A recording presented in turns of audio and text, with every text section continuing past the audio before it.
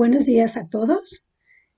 Siguiendo nuestras clases en línea, hoy damos inicio a la clase 3 de Mariología. Vamos a iniciar, como es nuestra costumbre, con una pequeña oración al Espíritu Santo para que nos ilumine. Ven, Espíritu Santo, y llena los corazones de tus fieles, y enciende en ellos el fuego de tu amor. Envía, Señor, tu Espíritu, y todo será creado, y se renovará la faz de la tierra. Oh Dios, que iluminaste los corazones de tus fieles con la luz del Espíritu Santo, haz que seamos dóciles a sus inspiraciones para que podamos apreciar el bien, recibir su consuelo en las penas, su fortaleza en los momentos difíciles y su entusiasmo para obrar el bien. Por Cristo nuestro Señor. Amén. Bueno, por la señal de la Santa Cruz de nuestros enemigos, líbranos, Señor Dios nuestro, en el nombre del Padre, del Hijo y del Espíritu Santo. Amén. Bueno, pues iniciamos nuestra clase de Mariología 3. Si ustedes van revisando sus hojas del resumen, van a ver que estamos así como que ya próximos a prácticamente terminar. Es cierto que este curso es un poco extenso y pues se van suscitando detallitos, todo lo relacionado con la Virgen Santísima es algo tan maravilloso que a veces se pierde uno en las cositas que van alrededor de todo ello, ¿sí? Bueno, pues entonces iniciamos. Quiero ver si andamos con el volumen adecuado, ¿sí? Parece ser que sí. Bueno, nos quedamos en la clase pasada, aquí vamos a empezar el punto 3, donde dice, bienaventurada tú la que has creído. Esto ya lo habíamos platicado anteriormente, nos dice aquí, dice, bienaventurados los que sin ver han creído. La fe de María es, como la que describe la carta a los hebreos, el fundamento de los que esperamos. Lucas subraya su modo que María es bienaventurada más por su fe que por ser físicamente la madre de Jesús. Esto ya lo habíamos comentado en la primera clase, donde Jesús exalta a su madre al hecho de, en lugar de rechazarla como algunas personas creen, al decir que no es importante, no es tan importante a su madre por el hecho de haberlo criado, haberlo amamantado, haberlo traído en su seno, sino lo más importante de María es que lo acogió en la fe, en el corazón, mucho antes que en el seno. Y porque al haberlo acogido en la fe, ella cumple, se adhiere, se ajusta a todo lo que Dios espera de nosotros como seres humanos. Y ella es una criatura humana. ¿Sí? Con todo menos el pecado, ¿verdad? También. Entonces, esto ya lo habíamos platicado. En el punto 4 dice, mi alma glorifica al Señor. En Lucas 1:46 nos dice que, pues nos empieza a hablar del diálogo que se establece entre la Virgen Santísima y su prima Isabel, Santa Isabel, cuando se va inmediatamente a la visitación. Entonces dice aquí que el Magnificat es un himno litúrgico atribuido a María. Vamos aquí a ver que ha habido un poco de controversia, realmente no tan, pues no es tan importante, ¿verdad? Finalmente el cántico dice cosas maravillosas, verdaderas, reales, que María vive, pero pues yo creo que no es tan importante finalmente que hubiera estado en labios de Santa Isabel o en labios de la Virgen Santísima o en el Antiguo Testamento. Bueno, aquí vamos a ver los orígenes de lo que es el himno litúrgico, el himno o el cántico de María. Y vamos a ver las oposiciones, los apoyos y todo aquello que ha tenido este himno para ponerlo en labios de María. Dice, un canto de Isabel, tal hipótesis está prácticamente olvidada. Pero hay una congruencia con la alabanza que María dirige al Señor. Dice, María se proclama sierva, Isabel se proclama bienaventurada. Y Isabel proclama bienaventurada a María. Y María dice que así la llamarán las generaciones. Y añade que ella alaba al Señor porque el Señor ha hecho cosas grandes en ella. Mientras que el ángel le dice, nada es imposible para Dios. Aquí lo que queremos hacer es el comentario. Hubo en algún momento la hipótesis de que el cántico había sido, por así decirlo, había sido exclamado por Santa Isabel. Esto fue inmediatamente desechado y después se pone en labios de la Virgen Santísima. Ahora, ¿qué es lo que nos dice aquí? Que es un himno de origen palestino. ¿Con qué nos están diciendo con esto? Que hay personas que dicen que esto no lo exclamó la Virgen Santísima. ¿Por qué se oponen a ello? Porque dicen, vean lo que nos dice aquí. Nadie duda que sea de origen palestino por la abundancia de hebraísmos, la estructura, la inspiración en múltiples textos de la escritura y sobre todo la teología de los pobres Anahuín de Yahvé, pero sí se dividen las opiniones acerca de quién es el autor inmediato del mismo. Muchos atribuyen la composición del Magnificat a María, teoría que se da por descontada, pues se encuentra prácticamente en todos los teólogos antiguos. Veamos algunos motivos que defienden la autoría de María. O sea que, así como hay personas que dicen que el cántico es exclamado todo por María, por inspiración en María, hay muchos que dicen que no. Entonces vamos a ver quiénes defienden, qué dicen los que defienden que el cántico fue exclamado por la Virgen Santísima. Dice, las mujeres hebreas conocían de memoria las oraciones del Antiguo Testamento, por lo que no es difícil que María acudiera a su conocimiento religioso para alabar al Señor por obra tan grande realizada en ella. Es verdad, como vamos a ver ahorita aquí más adelante, que en el primer libro de Samuel ya se menciona este cántico en boca de Ana, la madre de Samuel, justamente. Pero vamos a pensar que la Virgen Santísima, como hemos hablado en ocasiones anteriores, la Virgen conocía el Antiguo Testamento como buena judía y entonces pues ella todo lo que ella podía alabar al Señor, lo que ella sabía para alabar al Señor, pues justamente estaba basada en el Antiguo Testamento. Entonces no es nada difícil que si ella conocía la oración de Ana, pidiendo un hijo, ella haya tomado esa oración, esa petición que hizo Ana en su momento y la acomodó a lo que ella estaba viviendo en ese momento. Pero no es que podamos decir que ella no pudo haberlo exclamado. Sí lo exclama y vamos a seguir mirando por qué. Dice, este himno era la esperanza de los pobres de Yahvé y María se encuentra entre ellos. ¿Por qué decimos que que se encuentra entre ellos?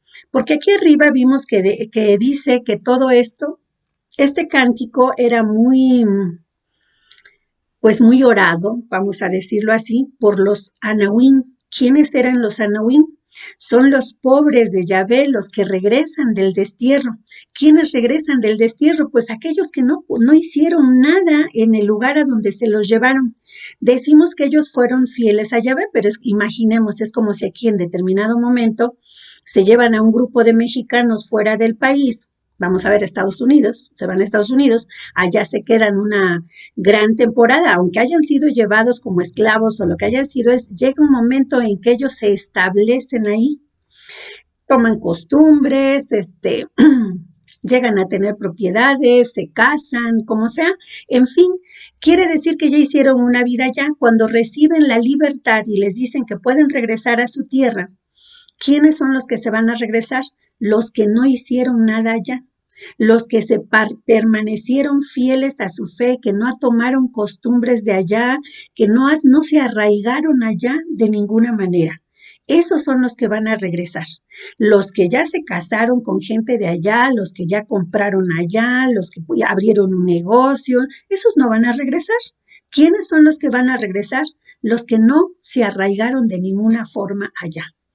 Estos son los que son denominados, en este caso, los judíos que regresan después de la esclavitud, son los que son llamados los Anahuín, los pobres de Yahvé, los que no tenían nada, su única riqueza era el Señor, su fe, y regresan a su tierra. Entonces aquí ya vemos que María está considerada dentro de los Anahuín, los pobres de Yahvé. Entonces, por esta razón dice, este himno era la esperanza de los Anahuín. Y si María era de los Anahuín, entonces ella conocía perfectamente este himno y entonces en su momento ella pudo haberlo adaptado a los sucesos que ella estaba teniendo en su vida. Tercero, es un canto muy arcaico y lleno de hebraísmos. ¿Por qué no lo habría podido recoger de sus labios la iglesia de Jerusalén? Ténganse en cuenta las alusiones al templo y al sacerdocio. O sea, sí es verdad que venía de origen palestino porque habla mucho, tiene muchos hebraísmos, como nos dice acá, es un canto muy antiguo. Está lleno de hebraísmos y tiene muchas alusiones al templo y al sacerdocio, o sea, de la época del Antiguo Testamento. Pero entonces volvemos a lo mismo, María lo conocía, porque era una mujer preparada dentro de la fe judaica. Lucas dice, lo habría recogido de la tradición para traducirlo y adaptarlo a la redacción de su evangelio. Algunos dicen, no lo dijo la Virgen Santísima, solamente Lucas lo conoció y lo adaptó a su evangelio poniéndolo en labios de María. Ahora, eso es lo que dicen quienes de alguna manera, por un lado defienden y por otro lado desconfían de que este cántico haya sido emitido por la Virgen Santísima. Entonces aquí seguimos leyendo, dice, pero hay diversas dificultades evidentes. ¿Habría sido capaz de contestar tan espontáneamente una jovencita de unos 14 años con dísticos de una poesía tan perfecta? Por otro lado, la respuesta de María a Isabel no está en consonancia, sino que resulta extraña su respuesta, ya que responde con una teología mucho más amplia, que da significado al misterio de lo realizado en María y lo coloca en el proyecto salvífico de Yahvé. ¿A qué nos dice aquí? Quienes están en contra de que este cántico fue dicho por la Virgen es porque dicen que no es posible que una jovencita judía de 14 años aproximadamente, que se estima que es la edad que tenía María al concebir, dice, con dísticos de poesía tan perfecta. ¿Qué es un dístico? Bueno, si nosotros leemos el Cántico de María en nuestro español latino, pues no le vamos a encontrar mucha rima, ¿verdad? No le vamos a encontrar métrica, todo aquello que nos determina que sea una poesía perfecta, ¿verdad?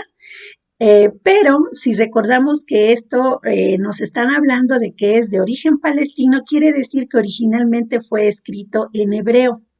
Ahora, aquí lo que podemos decir es, lo admirable de esto es que dicen que al momento que la Virgen lo emite como está escrito en el Evangelio, recordemos que San Lucas escribe en griego, pero este cántico o este diálogo entre María y la Virgen y Santa Isabel viene de origen palestino, quiere decir que estaba escrito en hebreo. Y en hebreo dicen que tiene dísticos. ¿Qué quiere decir dísticos? Dos renglones, dos versos. Sí, no vamos a hablar de versos. Regularmente nosotros en español conocemos que un verso es un cuarteto. No es así. Un verso es un renglón. Un dístico son dos renglones, pero dos renglones aquí dice que son dísticos que tienen rima perfecta, que tienen métrica perfecta. O sea, ¿qué quiere decir? Que la medida, las palabras utilizadas en ambos renglones tienen rima y tienen métrica. Aquí, por ejemplo, yo les pongo un ejemplo. Este no es del cántico, pero es como para que les quede claro que es un dístico. ¿Por qué dicen que no podía haberlo emitido la Virgen María? Nos dicen, asustadiza gracia del poema, flor temerosa recatada en yema. O sea, aquí ya tenemos, están exactos los dos renglones con el mismo número de emisiones y además hay una rima en poema y yema. Y en el otro dístico dice, y se cierra como la sensitiva si la llega a tocar la mano viva. Entonces aquí la rima está en sensitiva y viva.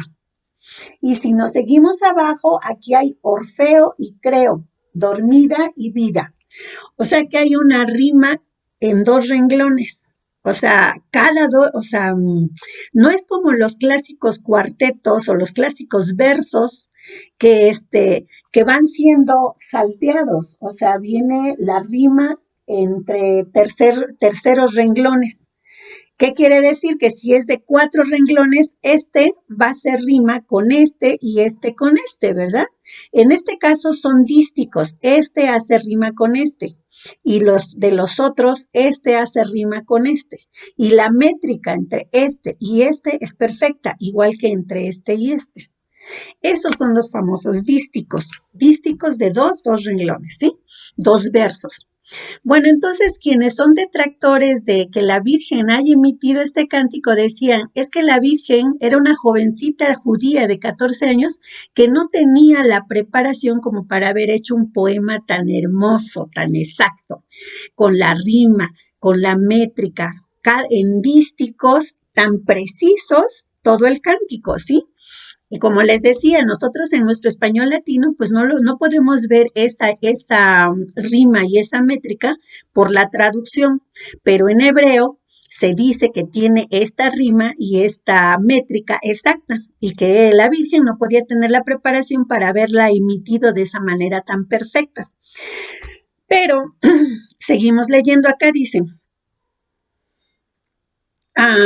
otros atribuyen este himno litúrgico a los cristianos de la comunidad palestinense, aunque refleja fielmente los sentimientos originales de María y que por ello pudo haberlos comunicado. Veamos los siguientes puntos que ponen en labios de María este himno.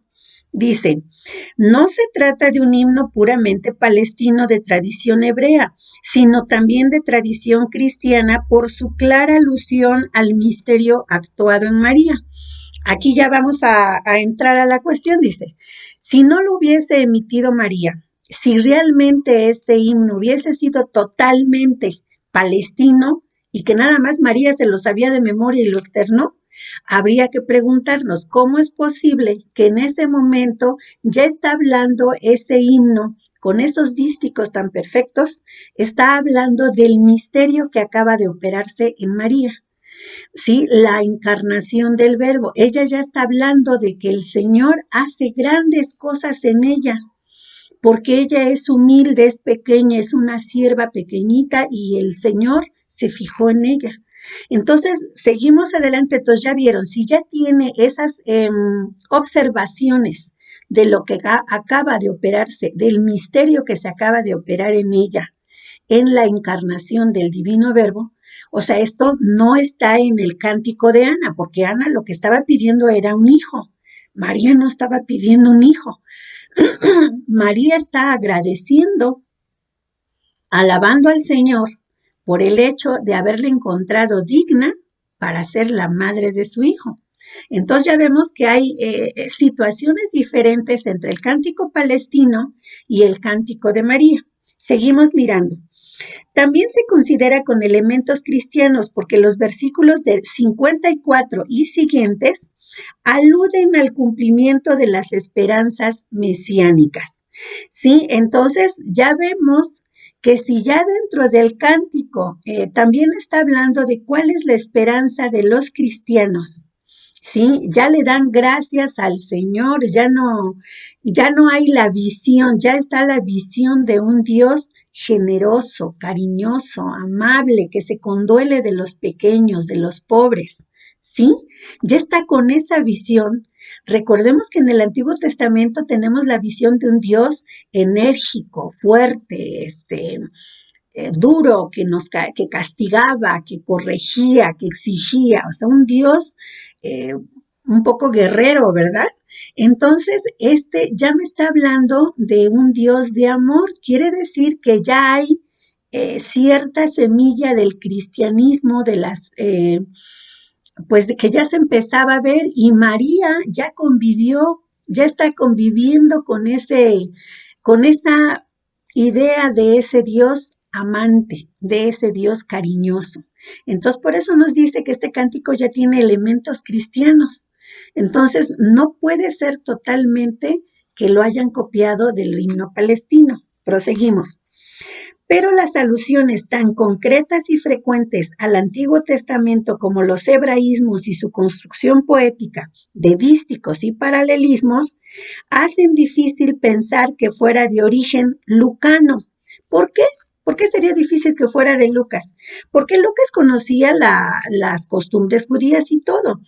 conocía seguramente parte del Antiguo Testamento, pero no con una exactitud tan precisa como para él haber hecho un cántico que tomara de alguna manera las raíces palestinas antiguas con el conocimiento todo de las costumbres judías, porque él era griego, o sea, sí podía conocer, pero no tanto. Eso es como si nosotros queremos hablar de las costumbres de otro país, pues podemos conocerlas hasta cierto punto, pero no tan al detalle.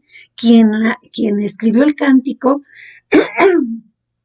en este caso quien habló el cántico, que fue la Virgen, perdón, pero estos cambios de temperatura a mí me afectan terriblemente. Bueno, entonces este cántico se dice, sí, Lucas sabía mucho, pero no podía haber conocido tan perfectamente el hebreo como para escribir este cántico si no se lo hubiese dicho alguien. En este caso volvemos a lo mismo, se lo dijo la Virgen Santísima. Dice, sino que se afirma su origen en la iglesia palestinense. Sea de la iglesia palestinense, no de María, la composición inmediata del Magnificat debe servirnos como signo de varias realidades mariológicas de importancia. Bueno, entonces aquí ya nos está hablando de que no, lo que decía hace un momento, no es tan importante si es de origen palestino, si lo emitió la Virgen Santísima.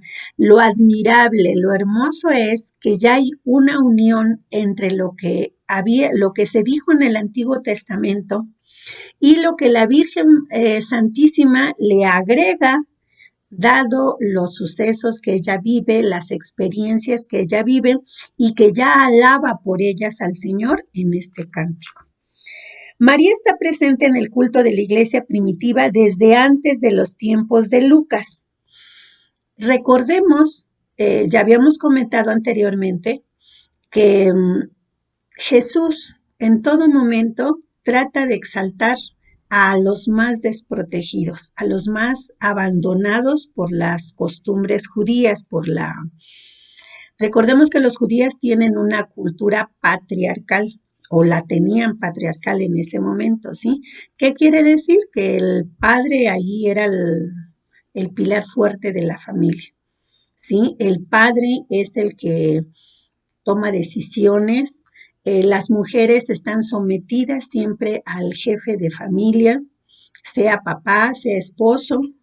Entonces, pues vamos, esto no hay vuelta de hoja, pues sí, dice, desde los tiempos, y Lucas es griego, o sea, él tiene una cultura totalmente diferente. Pero lo que nos están diciendo acá es que en la iglesia primitiva ya se alababa a la Virgen Santísima. Sí, cuando Lucas hace su aparición, porque ya comentamos que Lucas no conoció a Jesús, Lucas se integra a la iglesia después a través de los apóstoles. Entonces, pues aquí, si ya a la Virgen se le alababa desde entonces, se le reconocía, también comentamos el hecho de que la Virgen Santísima está acompañando a los apóstoles. Según nos dicen las Sagradas Escrituras, la Virgen siempre estuvo con los apóstoles, acompañándolos, motivándolos, aún antes de que llegara el Espíritu Santo.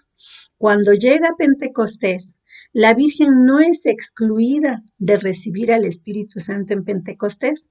También comentamos de que no es solo la Virgen quien recibe al Espíritu Santo con los apóstoles, sino que fueron muchas personas más, creo que como 108 dicen las Sagradas Escrituras, ¿verdad? Entonces, pues no fue privilegio de uno, nada más que podríamos decir, si fueron 108 los que recibieron el Espíritu Santo, ¿por qué nada más anduvieron proclamando el Evangelio los apóstoles? ¿Sí? Bueno, porque pues yo creo que esto es como todo, ¿verdad? Dios se da a nosotros en la misma medida, pero no todos lo acogemos en la misma medida, ¿verdad? El Espíritu Santo pudo haber llegado sobre todos, pero recordemos que los apóstoles fueron los elegidos, los que se prepararon directamente con Jesús para proclamar la buena nueva. Entonces, seguramente que aunque haya habido otras personas que recibieron el Espíritu Santo, tal vez nada más lo hayan acogido para su vida personal y pues con su familia a su alrededor, pero no como para andar proclamando la palabra. Seguimos.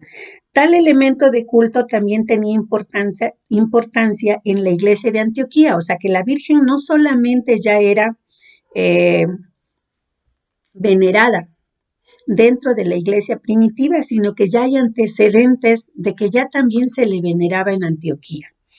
Están unidos y esto se advierte ya desde la comunidad cristiana del primer siglo, y esto es prueba de que están unidas, y esto es prueba de que María formaba parte de la confesión de fe cristiana y que más aún, que la piedad y la teología mariana ya habían nacido. O sea, ¿qué quiere decir? Nuestra clase, que es Mariología, ¿qué es lo que estamos hablando con Mariología? Es teología mariana. Si lo vemos de esa manera, más explícito, es teología mariana.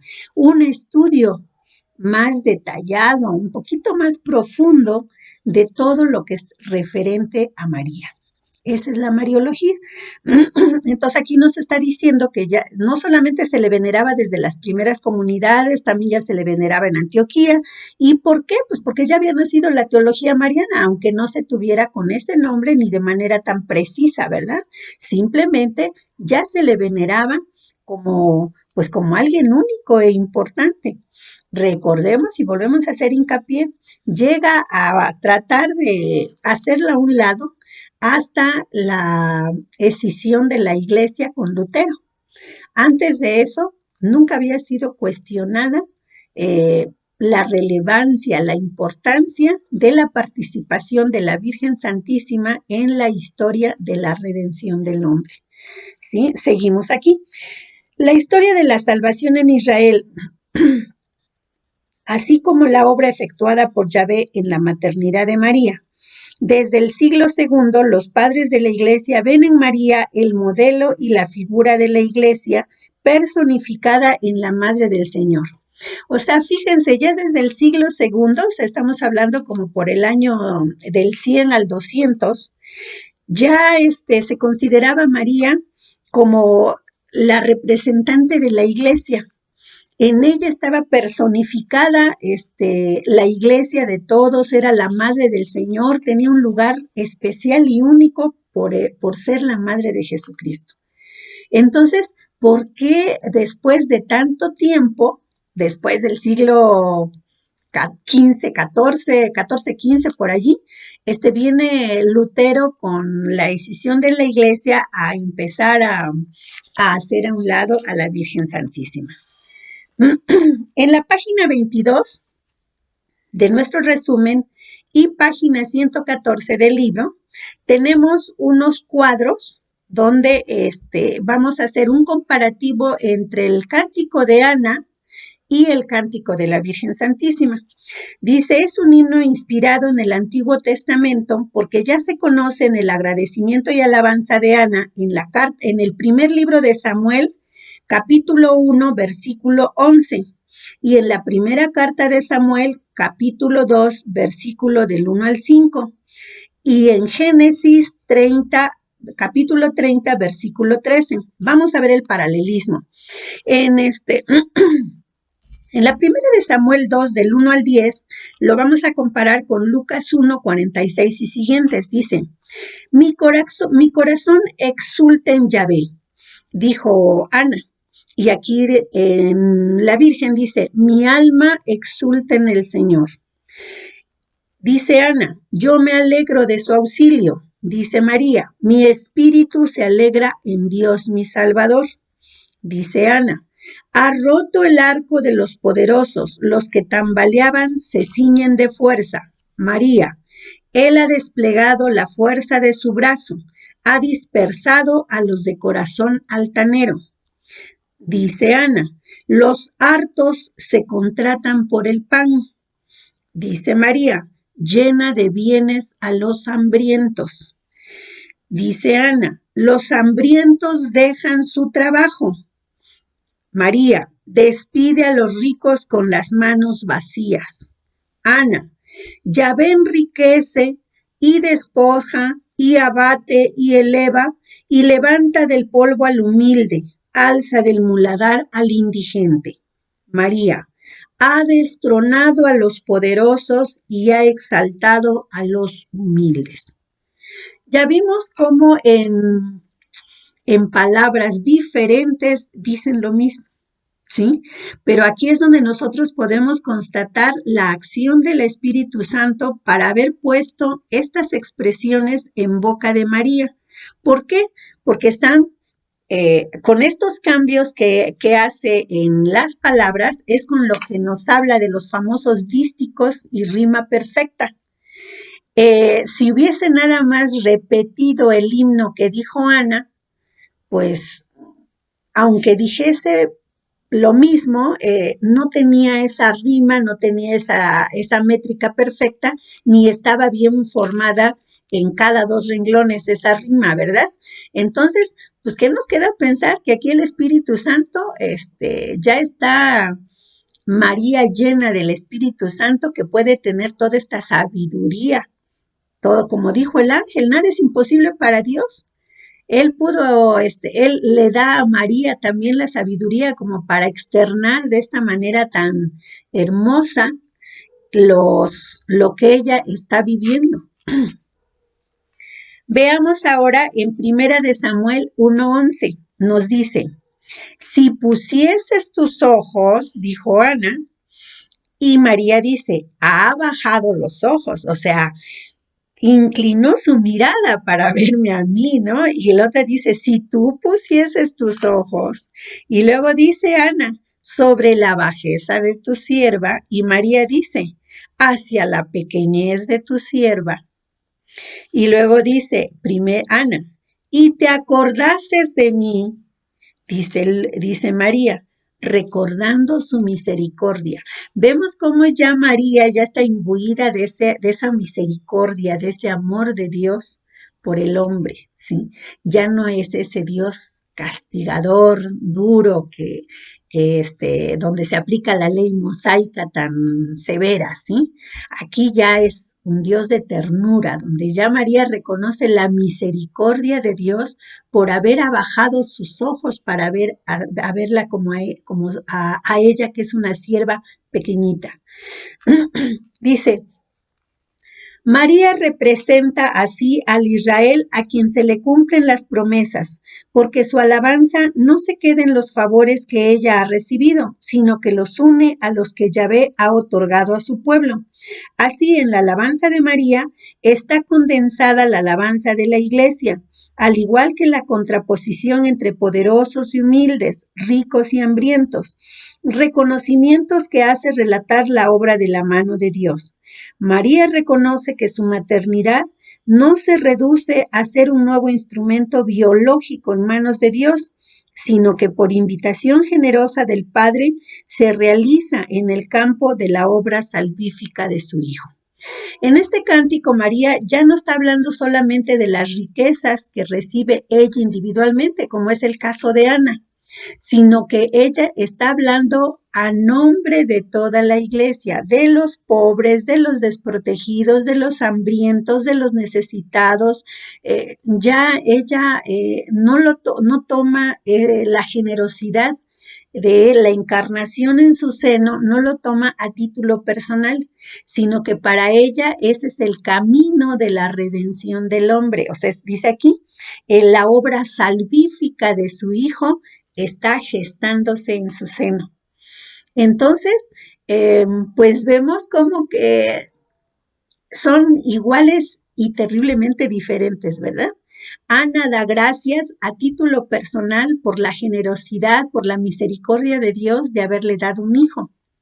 María da gracias a Dios, lo alaba porque al encarnar a ese hijo en su seno está iniciando la salvación del hombre, la obra salvífica que ese hijo que está en su seno viene a traer para todos los desprotegidos.